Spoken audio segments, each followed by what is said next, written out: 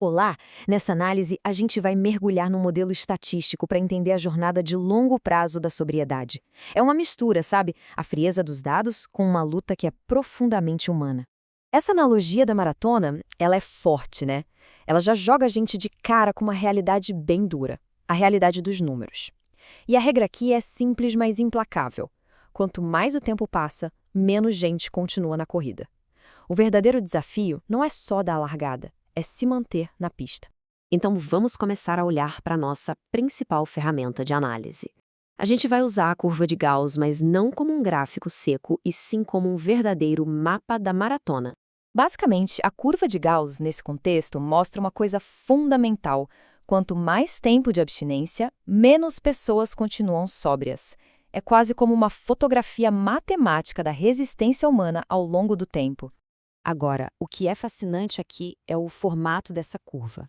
Tem um termo técnico, leptocúrtica, que soa complicado, mas a ideia é simples. Imagina um pico que não é só alto, ele é super estreito e, de repente, ele, pum, despenca como um penhasco. E depois, vem a assimetria positiva, que é essa cauda bem longa, bem achatada, que se arrasta para a direita. Essa é a imagem dos sobreviventes. É literalmente o desenho da jornada. Mas claro, antes de começar essa corrida, a gente precisa entender como se chega na linha de largada. Ninguém aparece lá por acaso. É um processo gradual. Começa como mero usuário, evolui para o uso abusivo e finalmente culmina na adição. É nesse último estágio que a capacidade de escolher é de fato sequestrada. Agora, vamos focar na parte mais brutal da jornada. A parede íngreme da curva. Esse é o grande filtro, a fase inicial onde a taxa de desistência é altíssima. O ponto R, esse é o tiro de largada. É o começo da desintoxicação. É aqui que o cronômetro da sobriedade começa a rodar. E bem aqui, no topo da nossa montanha estatística, estão todos juntos, 100% do grupo. E aqui vem a pergunta: por que a curva despenca tão rápido? A resposta está nos ciclos de 30 dias. Não é mágica, é ciência. Esses períodos, 30, 60, 90 dias, eles são como testes de carga numa ponte que acabou de ser construída. A estrutura cognitiva nova ainda é muito frágil, então a vulnerabilidade à recaída é estatisticamente enorme. Tá, mas então, como algumas pessoas conseguem passar por esse filtro? A resposta não está só na força de vontade, mas numa mudança psicológica fundamental.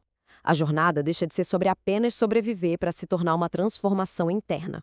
E aqui a gente chega num ponto que é crucial. É a grande virada de chave psicológica, que acontece no chamado ponto X. Pensa assim, no começo a pessoa é o que o modelo chama de homo abstemius coacto. A abstinência é forçada, sabe? É movida pelo medo. Medo de perder o emprego, a família, a saúde. A cabeça funciona no modo eu não posso usar. E isso, nossa, isso é exaustivo. Mas aí acontece a mágica do ponto X. A motivação vira interna. A pessoa se transforma no homo abstemius voluntariaris. A sobriedade passa a ser uma escolha, pelos ganhos, pela vida nova. A mentalidade muda para eu não quero usar. A diferença é gigantesca. É uma liberação de energia mental absurda. O mais fascinante é que essa parte da jornada é totalmente pessoal. Os pontos Y e Z não são datas fixas, eles são ecos da história de cada um. O ponto Y é quando o tempo sóbrio iguala o tempo de adicção. E o ponto Z é a grande vitória, quando o caminho novo se torna mais longo que todo o caminho antigo. Chegamos, então, na cauda longa da curva. É aqui que a queda livre para e uma estabilidade profunda começa a se formar. Vamos entender como essa âncora é construída. O conceito de lastro abstêmio é muito poderoso. Pensa num navio gigante. O que impede ele de virar numa tempestade não é a aparência, mas aquele peso invisível lá no fundo do casco, o lastro. É a mesma coisa aqui. Não é só a contagem de dias que mantém a pessoa segura. É o peso acumulado das experiências, dos valores, das crises que foram superadas em sobriedade. É isso que cria estabilidade de verdade. Então quer dizer que o risco desaparece? Não, não exatamente. O modelo define 3 estados. A possibilidade permanente de recaída, a PPR, sempre vai existir.